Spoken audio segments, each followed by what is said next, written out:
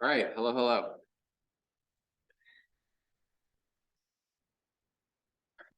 So today we are busting out of fishes in all the ways that you guys think of fishes. Slippery stuff in the water that swims around with scales on it. We're about to leave it. A couple of announcements though, just class-wise before I jump into that. So I am going on a research trip this next week. So lab is going to be very different on Monday. Lab is going to be Dr. Heather Ray, who's in our department. She's a developmental biologist.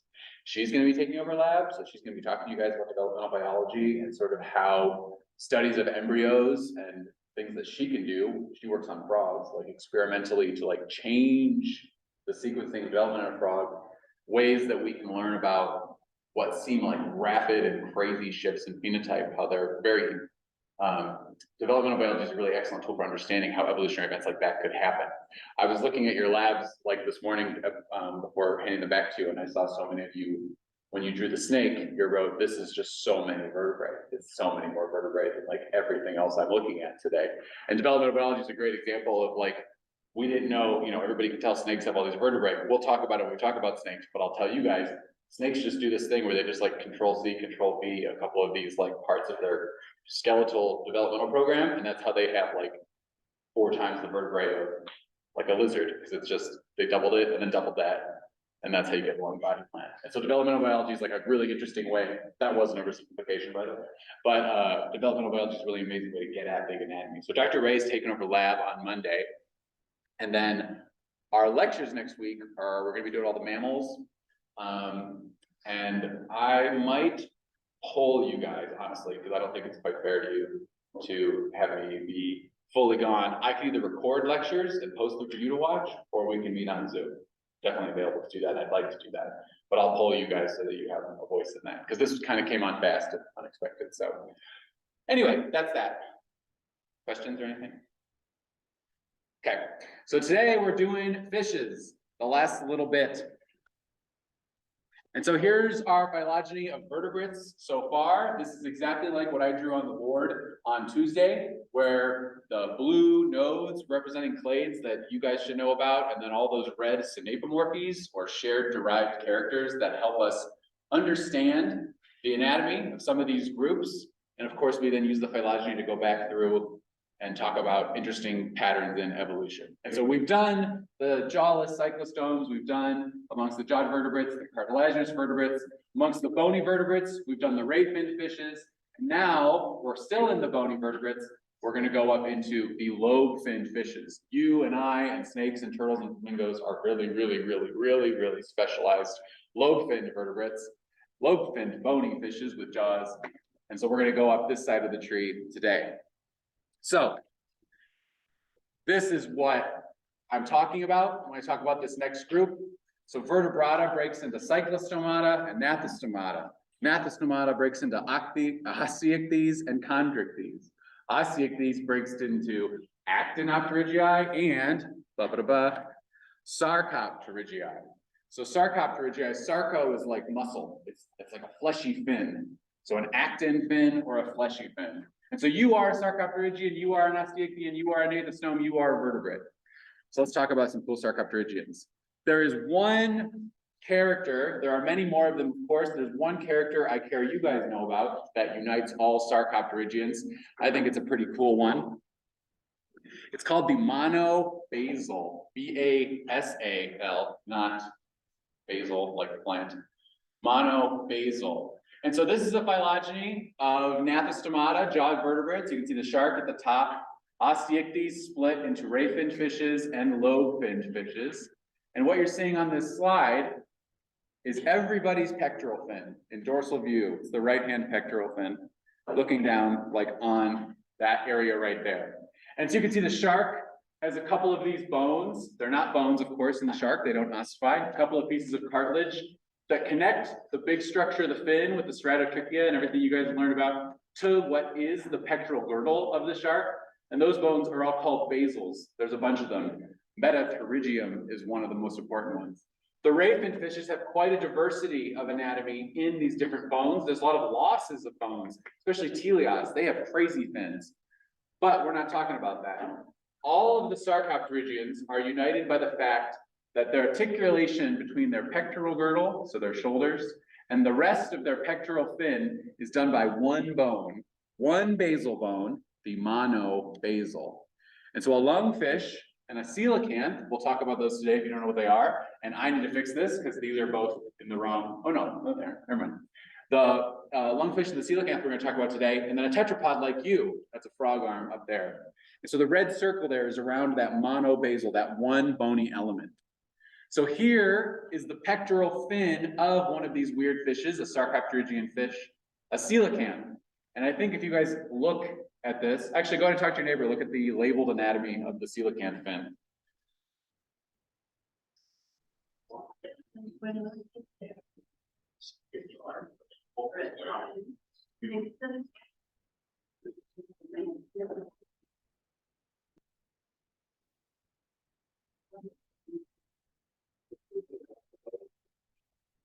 Yeah. Definitely mean pectoral. I did say pelvic, that was a mistake. Everything here is pectoral. Yeah, everything here is pectoral. Yeah, I think I said it was one way to go.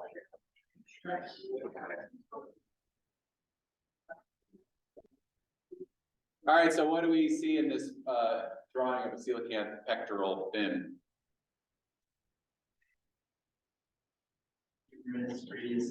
There's a humerus and a radius and an ulna, just like you have.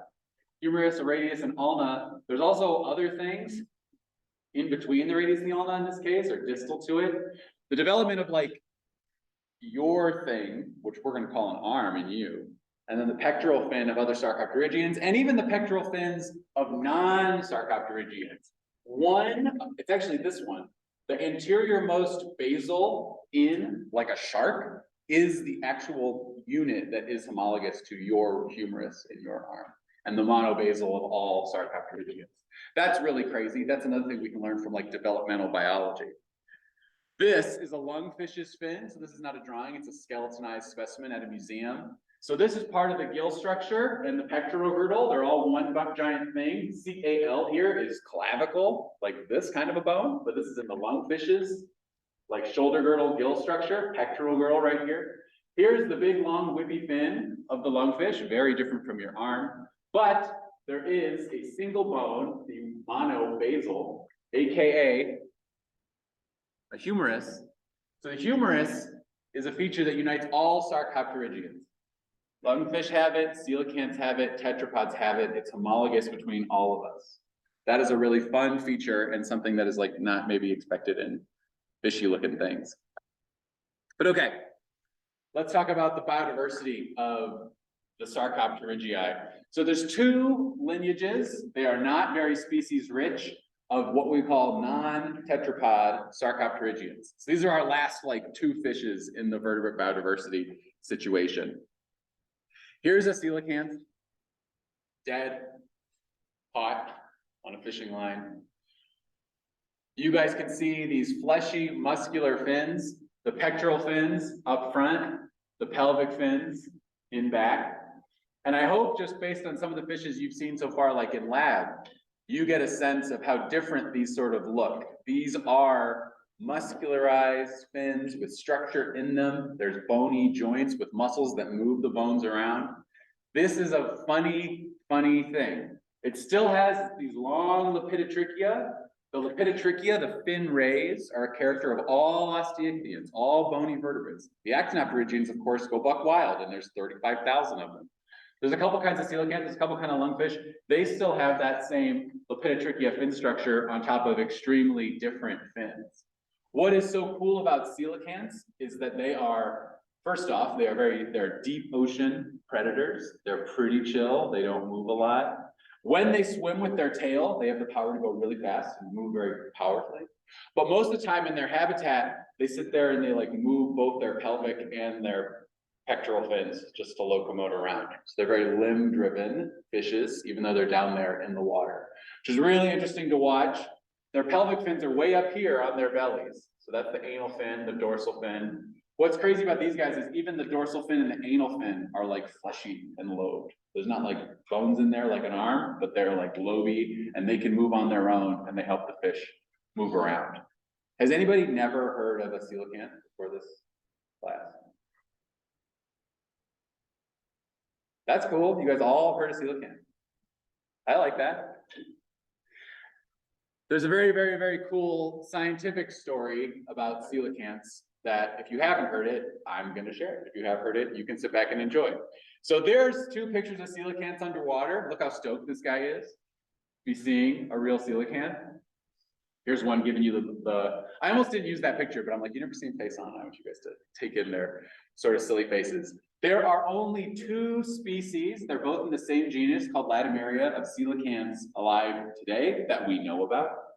They are in relatively deep water. It's not crazy. It's like, you know, many, many, many tens of meters down, but they're not like black, dark ocean fishes. They're just deep water fishes. They don't come up to the surface almost at all. So you can see one of them is distributed around what we would say is like the east coast of Africa, or like you could say the Western Indian Ocean. And then the other one's only known from off the island of Sleeves in Indonesia. And so a lot of people want to know, like, there's a lot of seamounts and old volcanoes and stuff all throughout the Indian Ocean. And did we ever go like check and try to fish and see if there's more coelacanths lurking down underneath there? What's cool about this, we can do genetic studies. We know that these two species of coelacanth diverged from each other like 6 million years ago. So they've been like isolated from each other for about 6 million years. But coelacanths as a lineage, those species are the only left of a humongous radiation of fishes.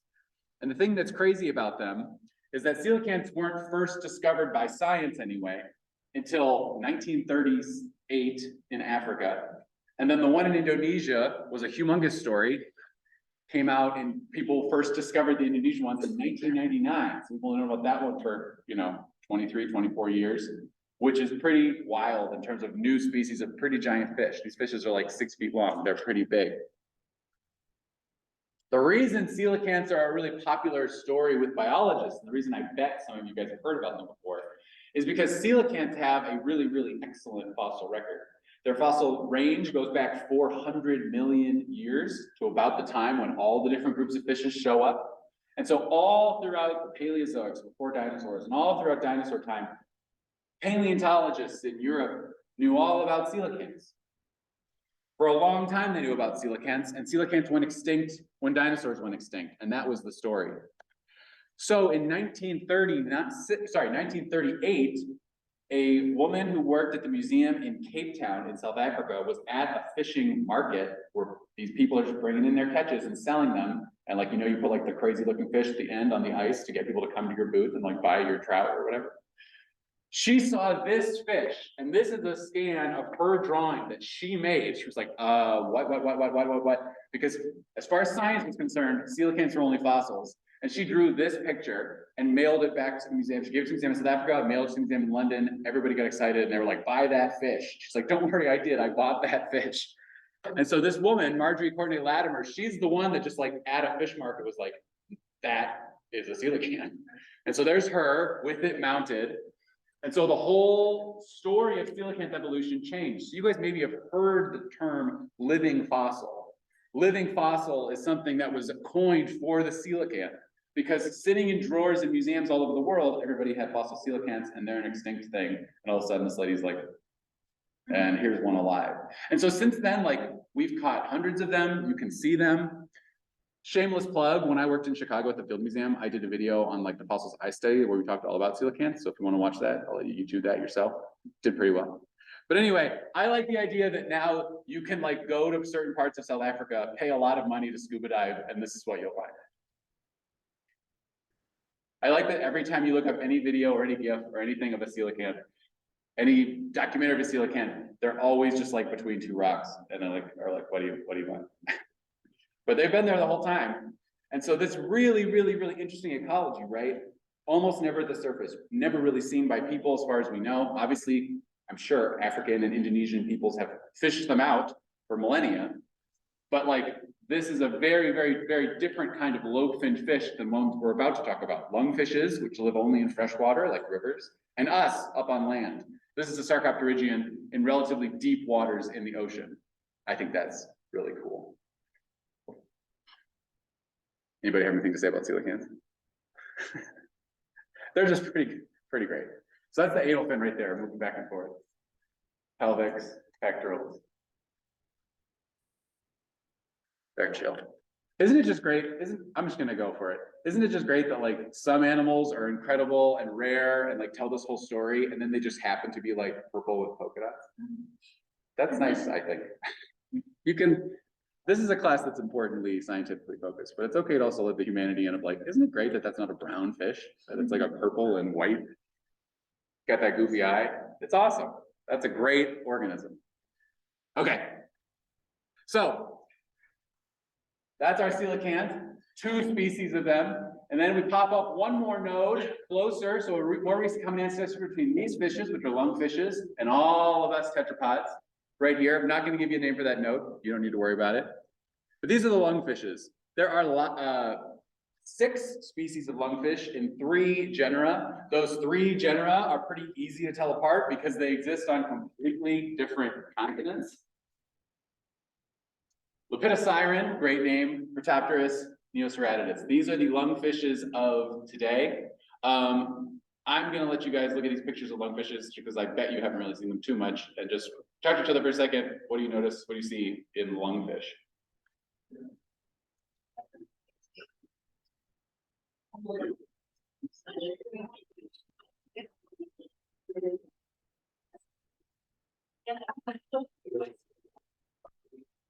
Yes.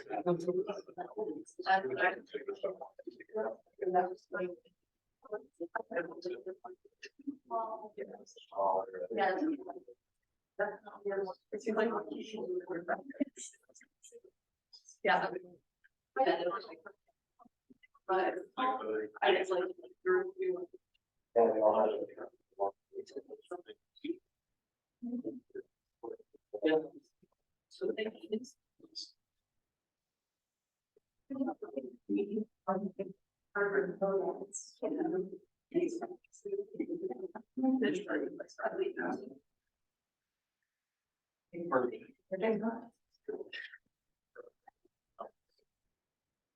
All right, what are some things you guys are talking about? I'm gonna be eavesdropping, of course, but what are we talking about with lungfish? Yeah, Things kind of what you're probably kind of those barbels we were talking about earlier. oh, like a hagfish has barbels or a catfish has barbels. So a hagfish and a catfish, we call those barbels. They're both like chemosensory, smelling or tasting sort of sensory structures on the mouth. These are, and these lungfishes, those are the pectoral fins. And those are the pelvic fins of Protopterus. These right here are the little pelvic fins of this lungfish. So there's a little monovasal, there's a little humerus there, and then there's just like a whip that goes like way up in front of its face or way back really far. They have these very whippy fins. This one does not. These 2 are sister, as you might imagine, and this one is the outgroup to those 2. So this one gives us a little more of like the ancient lungfish vibe. Pretty normal looking sarcopterygian pectoral fins and pelvic fins. How do you like the giant caudal dorsal anal superfin that lungfins seem to have, which is really cool. That's very ancient. They've had that for hundreds of millions of years. What other things people talking about? Oh, a salamander face. Is the salamander face and the lungfish face homologous? Interesting. What do you mean by salamander face? flat, kind of wide, it's got the eyes facing forward and the mouth with the shape it is, it's kind of. Yeah, kind of that interior pursed little face, okay? The pelvic fins are already kind of big place of where you maybe expect to see. Oh, okay, so you're saying the location of the pelvic fins. Now that's not too different maybe than like in a trout, but because they're lobe finned, you're starting to be like, I'm getting leg vibes, is that what I'm hearing? Yeah. Yeah, so lungfishes, I actually don't think lungfishes are, when they move around on land, I think it's all like snake style, like serpentine bodies. I don't think they're doing anything with these fins, but they certainly move around with these fins in the water. They don't really walk on the bottom with them in the way you want them to, but they do have them and they do touch the bottom with them and sometimes engage like that. When we do locomotion, I'll show you a bunch of fun gifs. So just some like fun factoids. We'll get into it. Here's something I think is great. The Australian lungfish has a genome with 43 billion base pairs. Just so you, anybody know how many we have in our genome? 3 billion. 3 billion base pairs in the human genome, 43 billion base pairs in the Australian lungfish genome. So this was a fish that, like, in the 90s, when all that was finally like happening and we were starting to get an idea of how big genomes were, everyone's like, wow, so we know all these things that are still true. Like, genome size is correlated with cell size. So animals with bigger genomes tend to have like actually bigger cells. That's weird. That still holds true. But people did think that like complexity or things that we could think of as like advanced traits might correlate with base pair size. And then the human genome came out and it was 3 billion base pairs. Everyone's like, yeah. And then a few years later, the lungfish came out as 43 billion. Everyone's like, so maybe not just like a raw count. And so actually, these 40 billion extra base pairs compared to us, there's a lot of it that's pretty legit. But the Australian lungfish, I think, I'd have to check, I'm not a geneticist, I think still holds the record for the most like endlessly repeating, like for no reason, sets of DNA. So a lot of it's like junk, like non-coding, but still, every one of those cells has a ton of genetic information in it, even if that information is nonsense. I think that's really fun. And that's a good example of like, we're going to sequence it. I bet it's going to be between a goldfish and a person. And then it's like, no, way more than both. All right, so there's some cool lungfish stuff. Lungfishes are called lungfishes because they very obviously breathe at the surface. They come up in all of their different habitats, they come up to the surface and gulp air. Something that I really want you guys to keep in mind is that a foregut diverticulum, a divide on the gut channel into a pair or a one single thing, a lung, something that can exchange oxygen by osmosis with the atmosphere, that is a osteichthyan characteristic. So all the bony vertebrates have the ancestral lung. Some teleosts, some actinopterygians absolutely can still go up and take in some air and exchange, especially in low oxygen environments, exchange oxygen with the atmosphere via that thing. Other advanced, not this guy, other advanced teleosts we're going to talk about it have totally turned their lung into something else. Coelacanths don't use their lung at all. Coelacanths live deep down in the ocean. Their lung is full of fat and they just use it for buoyancy. They don't breathe with it anymore. Lungfishes, though, absolutely come up all the time to breathe. That is a really cool thing. There's been some really interesting studies on how lungfishes breathe where they get their oxygen from the air, but when they go up there, they don't do some big exhale. They still use their gills to like disperse carbon dioxide out of their system, which is really interesting. So breathe the air, gills let out the carbon dioxide, they don't breathe out. That's kind of cool. So there's lungfish breathing. Lungfishes live in parts of the world that are pretty dry, especially in Australia and Africa, not so much in South America, but parts of their range in Africa, they live in places that even actinopterygian bony fishes cannot live because they dry out every single year. And so those little minnows, those little cichlids can't live there. They're gonna die because every year it goes dry. Lungfishes have the ability to breathe and they have the ability to do this thing called estivation. We're gonna talk about this when we do metabolism. Lungfishes, when the water starts to get low in their watering areas in Africa, so it's like, 4 inches deep or something, they start to burrow into the mud. And from their little mud hole, which stays wetter than out here, they come up to the surface and breathe for a while. And when it really starts to dry out, they do this thing where they tuck their tail over their face and they just secrete mucus all from all the different pores in their body, and they make themselves a cocoon and they go into effectively hibernation. They just go into torpor and shut it down.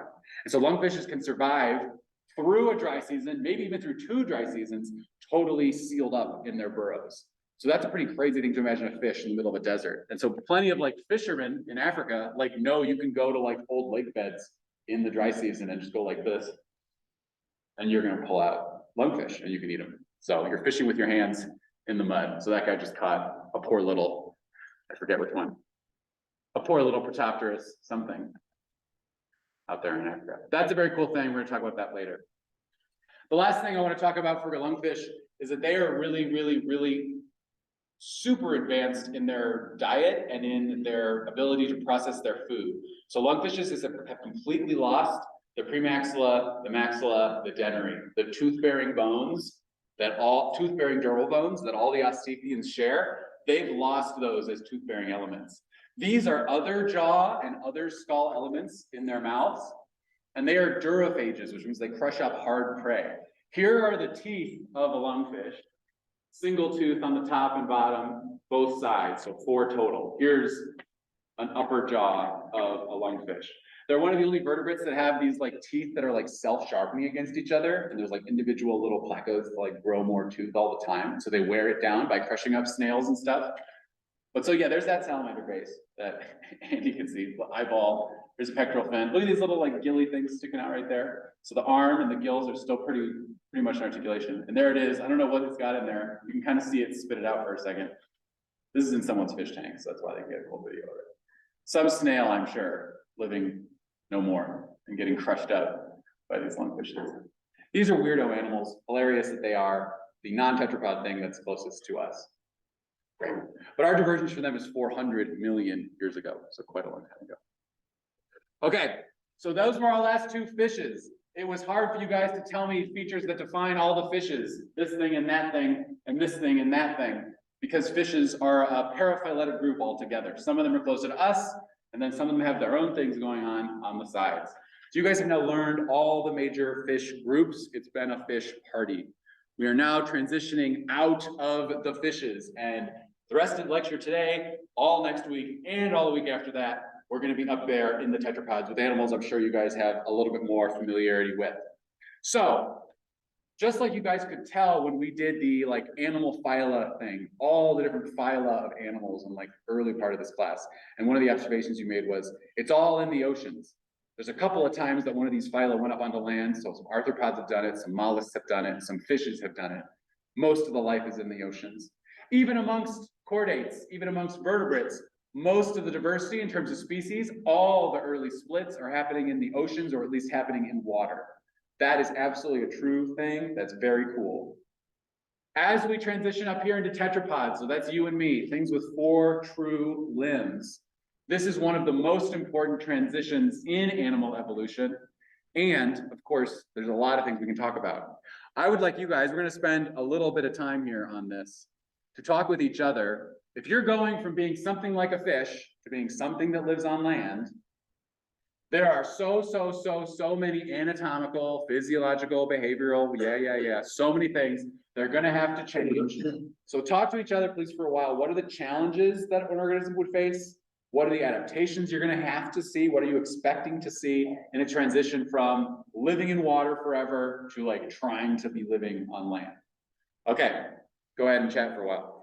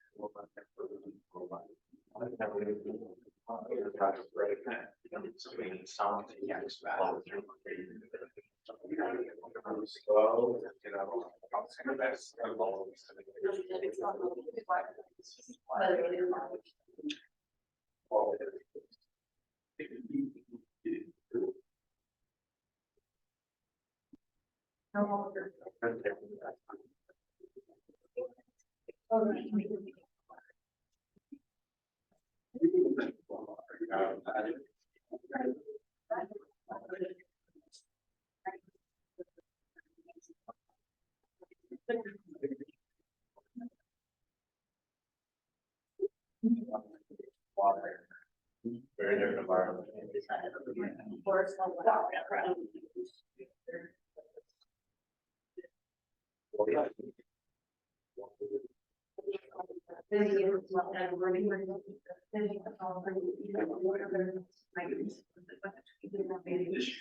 Now you know. We have.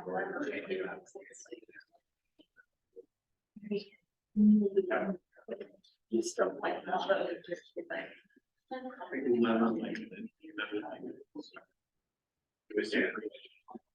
Yeah, I was just thinking. And then the place on the joints.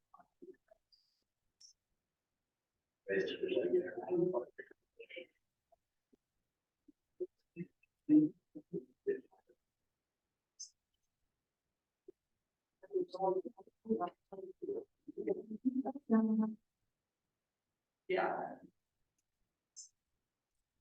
Where you gonna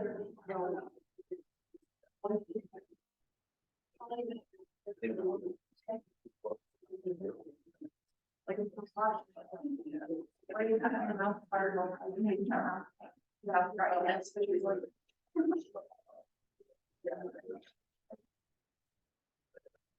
Dig it up. All right, can I have some groups volunteer, some like, what are just like some of the challenges, any organism going from aquatic to terrestrial environments, water to land? Yeah. You go ahead. I don't. Oh, I think I don't matter because it's like drying out, so we talk. drying out. So the scientific word for that is desiccation. So losing your water in your body that you as an earth organism need to have. It's pretty hard to dry out underwater. Pretty easy to dry out of water. Have more use of We said there's a big difference in like pressure, so like things like breathing, blood pressure, obviously. Oh, it's safe. Okay, so say more, sorry. Like so water pressure, right? You know, water pressure, if that was just has to change, you're on air, like that land. Yeah, okay, so there's potential, there's pressure differentials. And that's true as you go down into the water and come up onto the land. So, yeah, anytime you guys ever like dove into a pool, right, you go down 4, 5, 6 feet, there's a little air pocket in your ears that starts to really hurt. So pressure is something that is definitely a thing. Little factoid, if any of you guys go like scuba diving and stuff like that, it's usually about like 33 feet of water above you is another atmosphere of pressure. So a lot of the transition to land, I think we can say pretty safely is happening within a less than 33 foot change, but still there's gonna be pressure difference. What other kinds of pressure differences are there besides just, yeah, Gravity. just say more about that. Like you have to go from the water where you're swimming and holding yourself like to an area where you have to hold yourself up. So I wrote buoyancy here. Some people wouldn't think of buoyancy. Buoyancy is like how something floats or stays in the water. Buoyancy, you might think of it like a fish or a shark. We're going to talk about this in locomotion. They have different adaptations to level to stay at a certain level in the water column relative to the pressure, especially deep fishes. But here we're talking about buoyancy, like you lose your neutral buoyancy going on the land. Gravity suddenly becomes a thing. What happens if you put a whale on the beach? It's get smashed. So yeah, you have to have, there's a lot of things to overcome if you now suddenly have to deal with gravity. A lot of the soft tissue parts of your body, a lot of the fluid dynamic parts of your body, a lot of the flow of things like ions around in your body. There's different things that are going to happen if all of a sudden the water in your body isn't neutral. It's like being pushed. Yeah. So absolutely. What other kinds of pressures? Yeah, well, One that's been partially solved is breathing air. So transitioning from primarily water to turn yeah, so, but either way, respiration really changes. What, we're not gonna talk about it because this is the vertebrate class, but what's really interesting is like all the invertebrates that are terrestrial have also evolved their own ways to deal with all these same problems. And so it's very cool, like, how does a spider breathe? Because it does. And then there's things related to that are in the ocean that have gills like you do. So the ways that respiration has to happen, you're, I think, onto something, of course, that like, there's fishes that are breathing already down in the water. Well, what were you gonna say? Oh, we also talked about how like fish pointy, like keep themselves up straight instead of, flat. Uh-huh. Get out of the water, they're just on their side, and they have no balance, which goes along with the gravity balance. But you're talking about like body shape, is that right? Yeah. Like a fish, a lot of the fishes we've seen, I mean, a lot of them are sort of like side to side narrow, but like tall. And if you put that on the land, it, yeah. Well, yeah, so I'm gonna give you guys a fancy German word.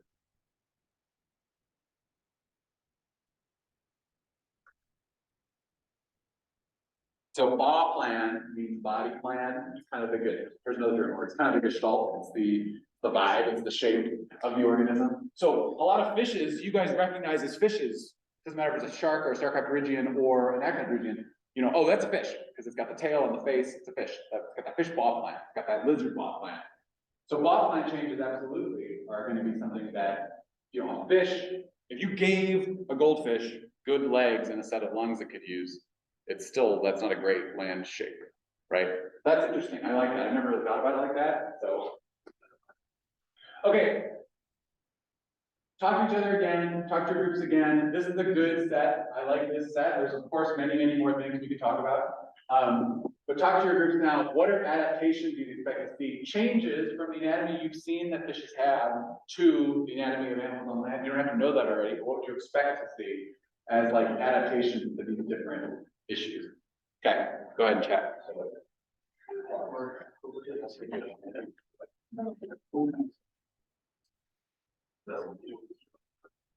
Yeah.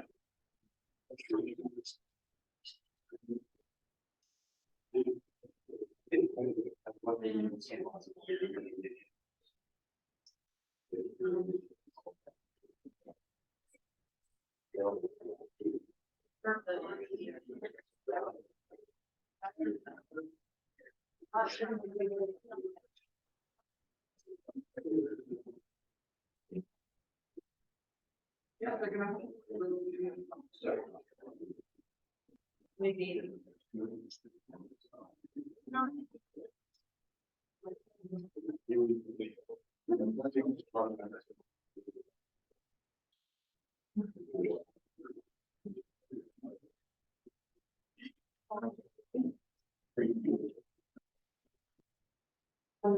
But.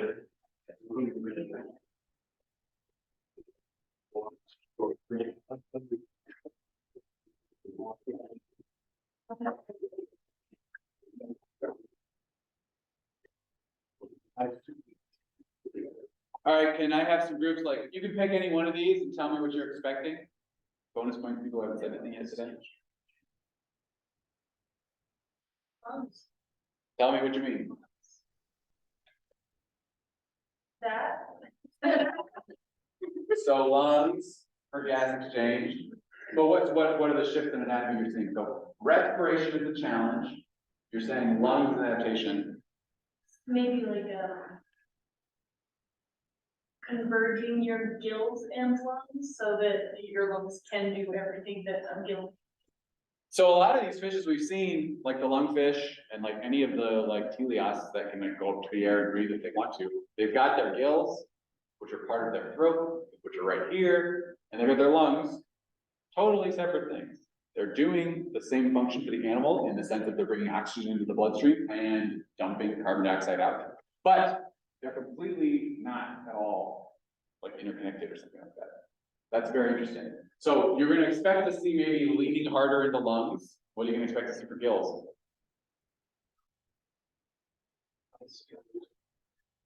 Being reduced. Reduced, maybe lost. Don't use them anymore. So gills disappearing. Lungs, I'm going to say up. That's pretty gnarly. Don't you put it gills down? What other things? Yeah, Kevin. I think along with that, with gills, with like desiccation, want to get rid of that, 'cause it's a lot of area that needs like a lot of water. If you're out of the water, your gills, which have a tremendously great amount of surface area for exchanging oxygen with the water, all of a sudden that's a huge amount of water loss potential up on land. Your lungs are.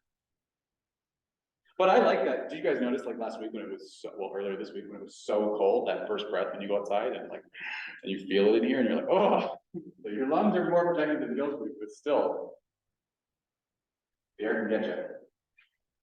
All right, what other things? What other, can I have another group pick one of these things and talk about things they might expect to see? Yeah, Ryan. So I'm sure there's some there that their ears, or your ears. So that's a very specific thing, but yeah. Yeah, underwater you use your cold ears, like your ear canals to sense your area or the sense around you.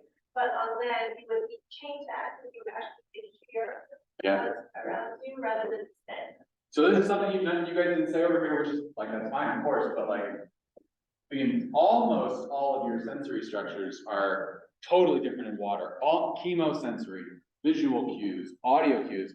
Can you guys ever stand at the bottom of the ocean somewhere that's really pretty and see for 60 miles all the way to cross the whole Snake River? No. The water, you're best, you got 100 yards of visibility. On land, you can see so far. Sound carries way better in water.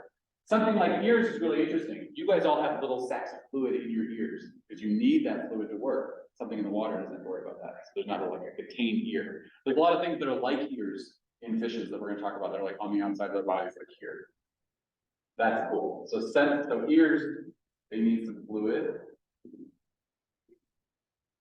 Yeah. Anything else?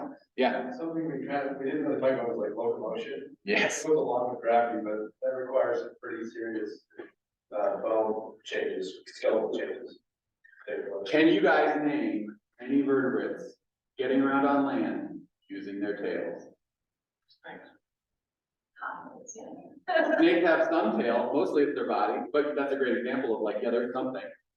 But what else? There's not a lot, right? Snakes are a great exception. Monkeys. Monkeys, oh, monkeys, that's right. In a very fishy way, right? They grab onto a branch with their tail, just like a fish. But yeah, the point being there is just to be like, yeah, you're right. Almost all these fishes are primarily tail driven. And as soon as you come onto land, you get a very much limb driven locomotion. So of course, there's plenty of tail use. Snakes though are less than you think. Snakes' butts are pretty far back. Not a lot of that craziness is tail. Yeah. We're talking about like adaptations to diet, Oh, same one. especially like first coming out onto land as a vertebrate where there's maybe not a lot of carnivory able to happen. Oh, okay. Of like vertebrate on vertebrate carnivory? Is that what you mean?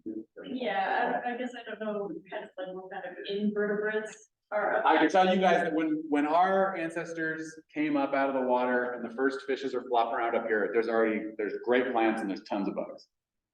Bugs and plants were here way first by a long time.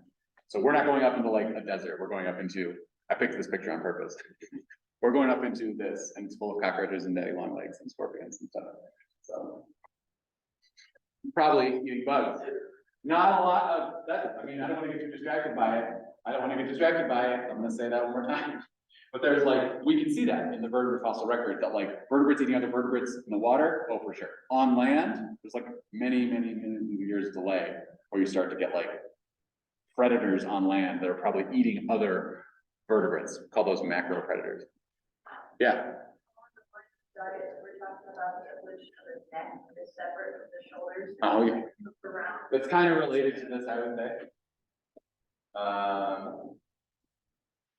It's related to the forelimbs, the pectoral girdle, pectoral fins. Okay, thank you guys for that. This is what I wanted you guys just to put your brains into this, think about the things, and you can set your own expectations, right? And that's what's cool. And then we can see what the real world has in store. So some points I want to make about the transition is the fossil record, and again, I'm sorry to talk about fossils again, the fossil record is actually really excellent for this period in Earth history, and it's barely directional. Like you guys observed, some of these Sarcopterygians already live in little rivers and streams and they breathe air. They're still around, they're still doing that. A lot of the fossils we have of the earliest tetrapods, things that actually do have those limbs you're talking about, their actual ecology though is that they live in water and they still have sensory structures on their body. They can come up onto land and maybe catch a bug, but they're not like on the land. They live most of their life in the water. They sit there, they come out a little bit, they sit there. So it's barely directional. Tons of the structures like that, you know, the humerus, the lungs are already present in things that are fishy. And the things that they're doing with their lives, with their time, are very much like their Sarcopterygian cousins and Actinopterygian cousins, just sitting there right next to them in these like freshwater swamps 370 million years ago or so. And it's really interesting, paleontologists like to talk about all the different adaptive pressures, all the different reasons, 1, 2 lineages of fish out of thousands and thousands that are alive at any one time would maybe start to get up on land. And so there's some really interesting ideas. There's more food on land. No one's eating all those bugs that are up there. There's not as much competition for food up there. What if you lay your eggs? If you can cross over into like a river that goes like this, if you guys look at a satellite picture of the Snake River, there's the main river, but then off on the sides of it, there's just little ponds and puddles and backwaters all the time, and especially seasonally. So maybe getting up onto land, going to lay your eggs somewhere, that's a pretty obvious adaptive advantage. Escape route for that same kind of thing, if you're in one that's drying. All of these things could all be true, and it could just be something, these exaptations, these like changes that help individuals, organisms survive, kind of just building up as these organisms are living in freshwater habitats. What I think is really cool, and you guys kind of saw this already last lecture, there's tons of actinopterygians that do ecologically all of these things. Catch bugs, move around, lay their eggs in a different place than where they live. And so even that fish, which is like a perch relative, can come up onto land with its ray fins and like make it happen. So imagining animals that already have fleshy lobe fins, something that's already part of their biology, already part of their inherited anatomy, they're going to be strong on land, stronger than that ray fin fish that we can see absolutely does these things. Anyway, this is just one of the most important transitions in Earth history, and so we'll probably talk about it later in class. This was something I saw on Twitter like a year ago, and I loved it, so I'm just showing it to you.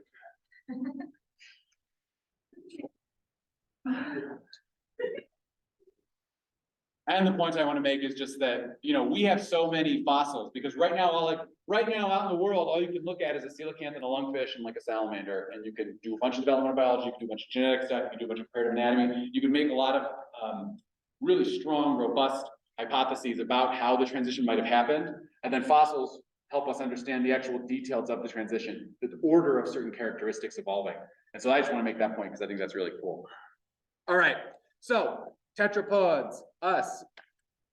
I got 5 characters for you guys for tetrapods. So uniting the flamingo, the snake, the possum, the salamander. What do tetrapods share? The first, the loss of those lepidotrichia, those fin rays. So osteichthyans gain fin rays, a coelacanth, a lungfish, and a goldfish all have the same lepidotrichia, but tetrapods lose their fin rays. We get something cooler, I think, because I like my fingers. We get more distal limbs, but we lose lepidotrichia. The limbs that we do have, the ancestral condition for all of tetrapoda is 5 digits on the hand and 5 digits on the foot. That's true for all the different groups of tetrapods ancestrally, 5. Why that's really fun is a lot of the fossils we have of early tetrapods have 7, 8 fingers and toes. Really cool. So there's a constraining thing where we get down to 5. Maybe Dr. Ray will say something about that, or you can ask her about it when she talks about developmental biology on Monday. So 5 digits on the hand, 5 digits on the foot. Like Andy said, there is a neck. Finally, the scapula, the clavicle, the pectoral girdle detaches from the skull as part of the gill apparatus. And now you have vertebrae between this gill structure stuff and your actual brain and sensory organs and mouth. That is what we would call your head, a true neck. All of these vertebrates have a skull, have vertebrae, have regions within their vertebrae, but that chondrichthyon, that actinopterygian, that non-tetrapod sarcopterygian in the middle, they all have their pectoral girdles fused to their gill structure as part of their head. Tetrapods have a neck. This one is back in the vertebrae. This is a fun word to write, and I encourage you to take your time to spell it. Zygapophyses. Zygapophyses are the articulations that exist between individual vertebrae. It has to do with structural support on land. So there's a vertebra, it has a rib on it, there's an arch that goes over the spinal cord where all your important nerves are. You can feel the tops of those when you touch your back. But between your vertebrae, there is a pre and a post, so in front and a behind zygapophysis that overlap with each other. So the vertebrae have a bony articulation that helps them stay rigid and strong. In a fish skeleton, you guys can check if you see one in lab again, the vertebrae are each individual spools, like a spool of thread just next to each other. In a tetrapod, there's articulation between the vertebrae to keep them structurally sound. Those are called zygapophyses. Of course, oh, there's they are circled. So those are the zygapophyses, the pre and the post. Of course, tetrapods do all kinds of insanely awesome things with their vertebrae. And so you have animals like this that have 20, 30-foot necks because they have so much articulation and so much superstructure between individual vertebrae. Really, really, really fantastic. One of the most important tetrapod characters is that pelvic girdle, again, finally, the pelvic girdle is ancient. All gnathostomes have a pelvic girdle and pelvic fins. But finally, and only in tetrapods today, does the pelvic girdle articulate with the vertebrae. You, as you guys well know, have a sacrum, an area that is a bunch of fused vertebrae, and then that packet of fused vertebrae is fused to your hips, fused to your ilium, fused to your pelvic girdle. So that Tyrannosaurus Rex and that human both have a sacrum where their pelvic girdle is fusing to their backbone. And their backbone, of course, is that ancestral notochord. So there's the coelacanth, there's an actinopterygian, the bowfin. They both have big pelvic fins, they both have pelvic girdles. Those girdles are not articulating with the backbone. No. All right, the last part of class here is more biodiversity and kind of a little transition. We are now officially on the land, and so we are going to transition into some of the tetrapods in terms of biodiversity. So it's amphibian time for a while. All right, so I've muted out everybody else because for the rest of class today, we're talking about the first group of tetrapods that we're going to talk about. We could have talked about them last. I'm choosing to talk about them first. We're going to talk about the amphibians of today. The clade name for the group of amphibians alive today is Lis amphibia. It is just the word amphibia, but you have to put LISS in front of it. That's the name. Lis amphibia are today's living amphibians. There's one character I want you guys to have that unites all Lis amphibians. And that character is their very much permeable skin. No scales and armor, anything like that. These have soft skin. There's tons of adaptations they have that we're going to get into later in class that have to do with like chemical sensing. Some of them breathe through their skin. They secrete mucus. If you guys ever catch frogs, they can be kind of slimy. But they have this very unique, only to them, wet, permeable, glandular skin. It's actually very similar in some ways to some mammal skin like yours, but much, much more permeable. They usually need to keep it pretty wet. And so that frog and that salamander, I'm not sure what they're up to, but I thought it was weird, so I put it. All right, here's an idea of the living diversity of amphibians.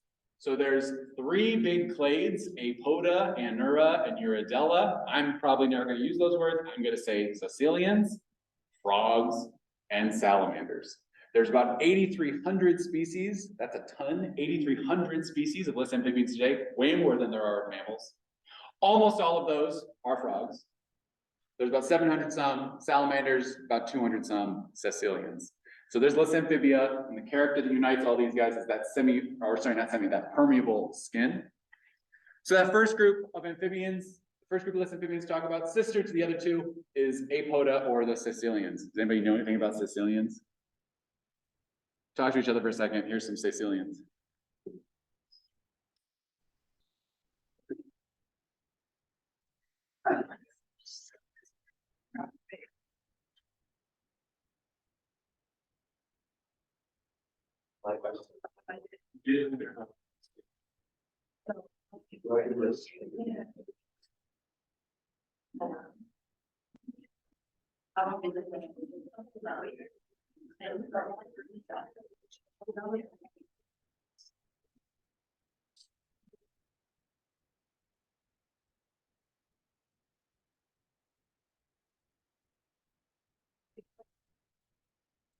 All right, give me some observations, especially if you've never seen one before. Most people are upset that this is the first tetrapod group I show you. Yes.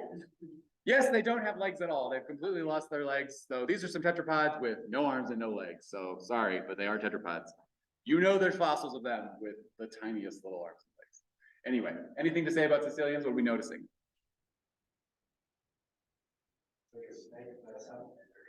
It's like a snake with a salamander. A snake can make a worm. They're often called wormy. They look wormy. So these live in the tropical leaf litter, places like Africa, I think in Southern Asia, and definitely South America. So caecilians, they are very wormy. They're predators. They have some pretty fantastically terrifying teeth. They have, I think you could maybe argue, cute faces. A lot of them have reduced eyeballs. Some of them have like not even really like a pupil anymore. They've got these little things they can invert on their nose that are like chemosensory. They have really good senses of smell. They care for their babies quite nicely. We're gonna talk about the details of that later, but they have ways of feeding their babies like mammals do, which is really interesting. Aren't people talking about it already? Sicilians are just awesome. They are hard to find, but like I said, there's a good diversity of them, and they're quite ancient. They're sister to all the others. Something that I just have to share with you because it's so exciting is 2 days ago, this was the cover of Nature, which is one of the most important scientific journals in the world. The oldest Sicilian, its name is Funcus vermis, which is translated to the funky worm. It is from the late Triassic of Arizona. It does have little arms and legs. There's some of the fossils that got published, but this is research from this week. We have some of the oldest fossils of any Sicilian, so they got the cover of the big journal for it. So Sicilian evolution and always really interesting to people, and they nailed it by calling it Funcus vermis. So that's good press. So the funky worm is a brand new kind of organism. You guys can look it up if you want to.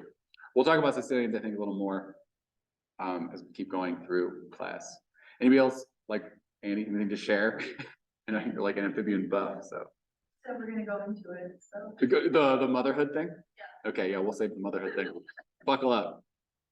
Okay, so we got the apodans, sister to the other two. The other two groups of amphibians, the frogs and the salamanders, are each other's closest living relatives, and the name of that clade is Batrachia. So these are both batrachians. If someone says batrachians, they're referring to frogs and salamanders together, batrachians. Batrachia has a lot of characters that unite it. There are 3 that I want to tell you guys about. 3 synapomorphies, 3 shared derived characters that batrachians share to the exclusion of Sicilians. This first one is not fun to write, but I want you to write it. Interpterygoid vacuities.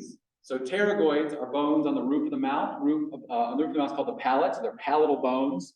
So this is a skull of an early amphibian in dorsal view. So you see the eyeballs, you're looking down on the skull. And this is that same skull in ventral view where you're seeing the palate. There'd be teeth lining the edge here. And so there's these big pterygoid bones.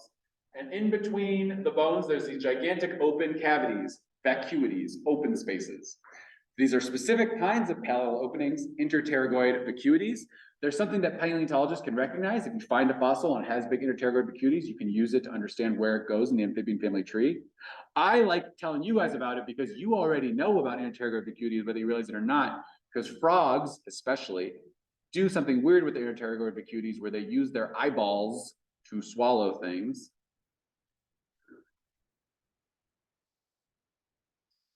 So everybody's probably seen a frog like blink before. And so especially if you see a frog or a toad with like a big bug or something it's trying to process, it doesn't really have many teeth at all, if any. And so it's trying to get that bug down. And one thing they can do through these big holes is kind of like blink really hard, and then the eyes come down into those vacuities and help push food back in their mouth.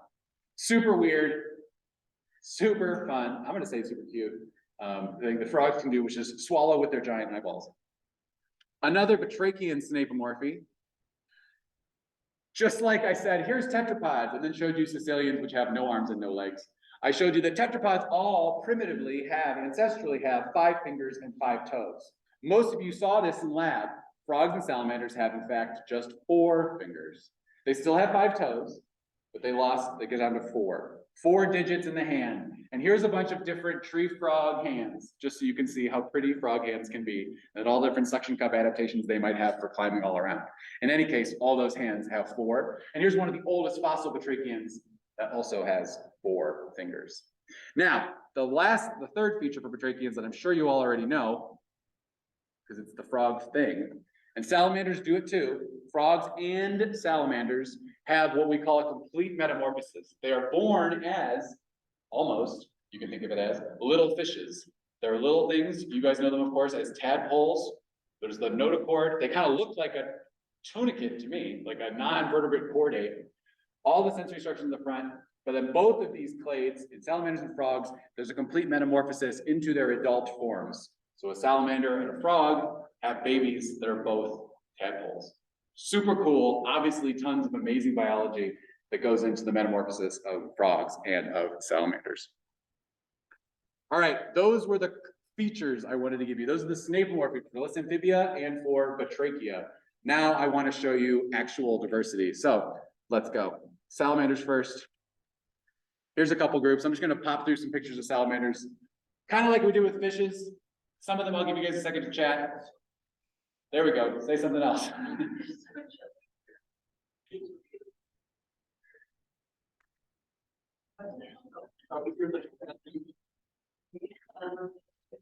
Salamanders are like 2 feet long, maybe or so, and then that's a giant Japanese. There's a Chinese one too, but Japanese giant salamander is like the biggest amphibian today. They've got a very cool biology. Giant salamanders live only in mountains, in like very, very cold, fast-running rivers, and so they catch fish and stuff. They're big predators, but they're living. This is not an animal you expect to see like up a cold mountain river, but it is. The world's largest amphibian is a kind of hellbender. It's a gigantic amphibian. There is tons of very different evolutions of body plans within salamanders. I can't really overdo it with salamanders because I want to talk about frogs, but these are some amphibians called sirens. I want you guys to know that salamander biodiversity is almost all North America and a little bit of South America. A hilarious fact is that there are more kinds of salamander in Tennessee than there are in Europe and Asia and Africa put together. So North America's got a lot of salamanders, and South America's got, and Central America have a pretty good amount of salamanders. So these are called sirens. Sometimes they retain their gills. You'll see again and again and again in amphibian biology, paedomorphosis, the retention of juvenile characteristics into adulthood. Gills that they don't lose after they metamorphose. They keep them and they stay in the water. So aquatic amphibians, these are amphibians that almost never come out onto land. You can see this siren has just 4 limbs, no hind limbs. So a lot of different kinds of salamanders lose limbs all the time. I'll let you look at this for a minute. I'll let you chat actually about those salamanders. This is a lot of the more famous salamanders.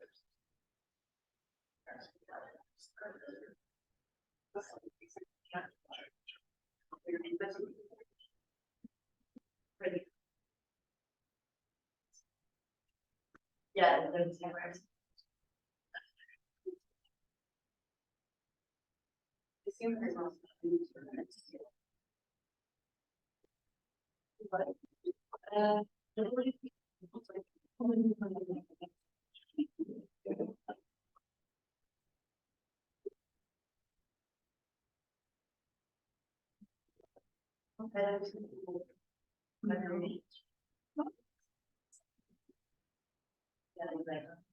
All right, what are we noticing about these salamanders? What are we talking about? Lots of gill retention. That happens all the time, where they keep their baby gills. What else?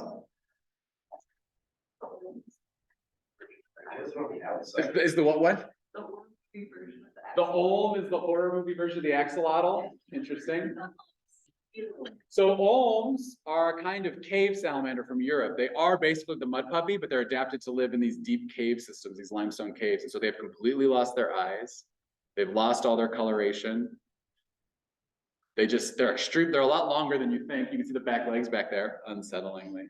So you can imagine being in a cave with your flashlight and there's like an olm, which is just a eyeless salamander that lives deep in a cave. How about the newts? What do you guys think of when you hear the word newt at all?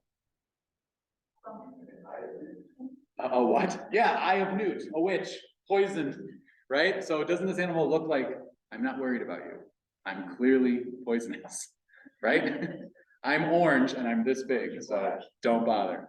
We're gonna talk a lot about that kind of stuff. So axolotl is one of the most famous salamanders. It's a very good lab organism for studying things like developmental biology, and there's some medical stuff too. Axolotls used to live in like the lake where Mexico City is, like where the Aztec Empire started. That's a Nahuatl word, axolotl. And they're one of the only animals that are like almost extinct in the wild, but there are maybe millions, definitely hundreds of thousands of them in human labs and human aquariums all over the world. So it's an animal that's not in danger of going extinct, but it is probably nearly extinct in the wild, which like you can choose how to feel about that if you want. I kind of hate it. Idaho's got tiger salamanders. Idaho's got giant salamanders. And in fact, if you didn't know, our state amphibian is the Idaho giant salamander. So giant salamanders are what you expect. They're basically like, they're pretty nice. Last few sons of salamanders. Like 70% of all salamanders are in this family here, the lungless salamanders. They're called the lungless salamanders because they don't have lungs. They absorb oxygen from the air by osmosis through their permeable skin. A lot of these salamanders also have like projectile tongues. These are the ones that go like hit something far away and bring it back in. Torrent salamanders live in waterfalls. Amphiumas are extremely cute. And they are just another example of limb reduction. You can see there's like almost 3 digits on the hand. The hand is really small. They do have the tiniest little back legs. But again, thinking about limb reduction and all that, lots of pretty stuff going on here. We'll talk about salamanders a lot more as we go on. I think they're great. Any comments or things to say? I want to be fair to the frogs. Most amphibians are frogs and we haven't talked about them yet. Also, Amphiuma's genome was 25 times bigger than yours. So that face, 25 times more genetic material than you. All right. So when we get up into the frogs, yeah, we got 10 minutes, right? Get up into the frogs. I have one character for frogs, and this is the first time you guys are going to see me brazenly cheat. It's just they have so many adaptations to their lifestyle, which is a hopping, jumping locomotion. I loved looking at your guys' drawings of frogs, especially the pelvis area, where you were all like, I don't understand what I'm looking at. Is this the femur? Is this the femur? What's happening? Frogs you can think of as salamanders that then did a bunch of crazy changes. So there's so many adaptations to saltatory, so that means jumping, saltatory locomotion. So here's just a few of them. I would encourage you to go back and look at these slides. So they have a very short dorsal and cervical series. There's only 9 vertebrae at the most in a frog's backbone. So not a lot of back in a frog. They have this thing called a urostyle. That is basically their tail. This is their sacrum. Then this is a rod of bone that's their tail that fuses into like where their pubis and ischium are. This is their ilium. So this is the hip right here. This is some tail, fuses back in, and then this is the sacrum. That's insane. It's a rigid rod. Most of a frog on a lily pad, there's like that hump, is the pelvis in the urostyle. The radius and the ulna are not 2 bones. They're fused together into one rod. A lot of you noticed that in your drawings. There's a humerus, fine, and then only 1 bone. The radius and the ulna are fused. Same is true in the leg. There's a femur, just like you might expect, but then instead of a tibia and a fibula, those are fused. So there's just 1 bone in the shin, 1 bone in the forearm. Weirdly, there are then 2 bones. A lot of you talked to me about that in lab where you drew it and were like, what? Those 2 bones are ankle bones that are really long ankle bones. So a frog, effectively compared to you and most other tetrapods, is adding like a piece of leg. On top of that, they have a humongous foot that they're of course swimming with and able to jump with. The ecological diversity of frogs is very measurable in their faces and very measurable in what they do with their feet and legs, those kind of proportions. All right, so we're gonna have some like frog biodiversity time here. I want you guys to know that frogs are crazy. There's 7,300 kinds of frog. There's more kinds of frog than mammal by a lot, by thousands. And so the the English language and humans in general really don't have a lot of great ways to break up that diversity. Everything is noun frog or noun verb frog or something, right? The names are rough. So I'll let you look at these for a second because I just want you to see how many there are. There's 52 families. Of course, I'm not showing you all of them. Dr. Ray, on Monday, Dr. Ray will talk to you about clawed frogs.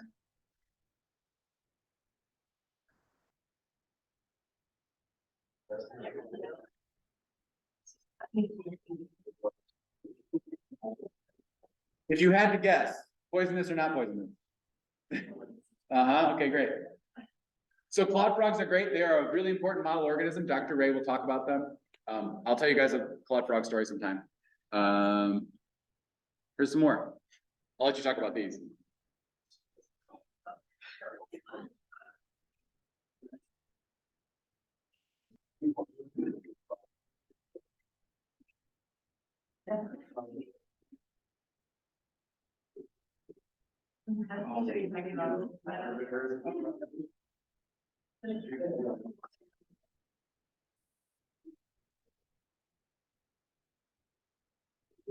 So in Idaho, we have spadefoot toads. Spadefoot toads have on their back heels this little scale, like a keratinous scale on their heel that they use to like disappear into the sand. So spadefoot toad, we have one here in Idaho. A lot of these we do not have. A lot of frogs that live in like the bottom of rainforest, so in Asia, Africa, South America, so live in the leaf litter, they make their bodies look like leaves. I think that makes them just look cool, but make them look like leaves. Obviously, there's really cute tiny frogs. If anybody wants to look into this one, the Sycobatrachid, aka purple frogs, they only live in India. They have a bunch of insane adaptations, including their little piggy nose and all kinds of stuff that I don't have time to tell you about. But if you want to get into purple frogs, get into purple frogs, please. Two big clades of frogs, two big clades of frogs are hyloids, which are tree frogs, and ranoids, which are the frogs that you guys definitely know. So here are the hyloids. This is the tree frog big group. Go ahead and talk to each other for a second. I'm gonna walk around the room. These are good frogs.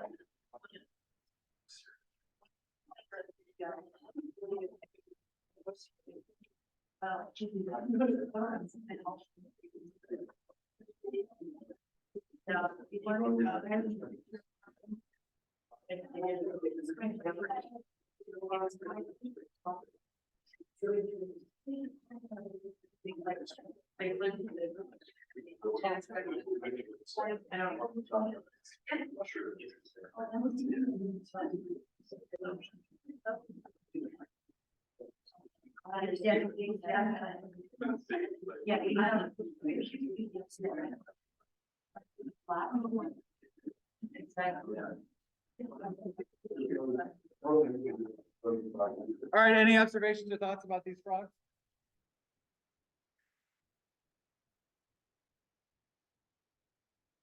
Definitely some cutie pies. I heard you guys talking about this little one with this little mushroom house that he lives next to. Glass frogs are really cool because they're translucent. You can see all their organs underneath. Scientists study them to understand how we can make our own tissues translucent if we need to. Just, I don't know why we would, but who knows. Toads. Toads are a thing. You guys probably think of frogs and toads. Here's a really important pattern in biology. Gigantic clade is called something, and then there's a subgroup. Frogs, and then there's a family that actually is toads. Moths, and then there's a clade that's actually called butterflies. Whales, and then there's a little clade that's called dolphins. But they're within each other. They're not like two halves of the same thing. So toads are one group of frogs. These are some of the most dry adapted frogs. They have a pretty thick skin, a warty toad-like skin, so they can live in a desiccation environment more than some other frogs can. A lot of cool stuff with tree frogs. I wish we could talk more. We only have a couple minutes, so I have to show you the last frog slide. These are the ranoids. That's the kind of frog you guys think of, like a bullfrog or a pond frog. That's a lot of the frogs we have in Idaho are in this group. And then here's a whole bunch of other ones. Go ahead and take the last 2 seconds before I say anything. Talk to each other about these frogs.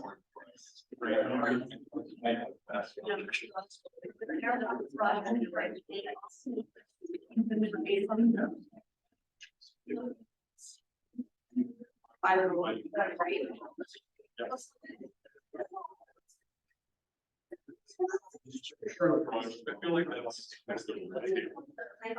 that's the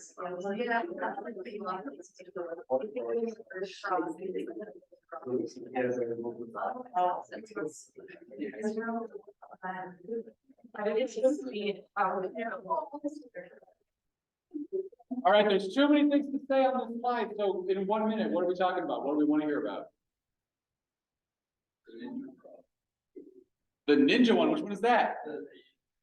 Yeah, so there's gliding frogs, just like flying squirrels. There's frogs in Southeast Asia that glide from tree to tree. They jump and then they parachute with giant webbing between their fingers and toes.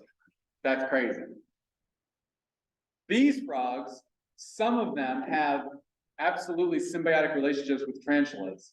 So there's a giant spider and a very tiny frog. The tarantula lays its eggs, the frog makes sure no bugs come and eat the eggs, and obviously the frog is safe because no one's gonna come try to eat the frog. So these frogs are often called tarantula pets. Like the tarantula is the big thing and the frog like lives in the nest with the tarantula. You could choose whether you want to do that or not, but it's a thing that's real. We'll talk about some of these other ones later. I'll see you guys in more than a week. On that midwife frog, Yes. like things on the back end. Well, one second.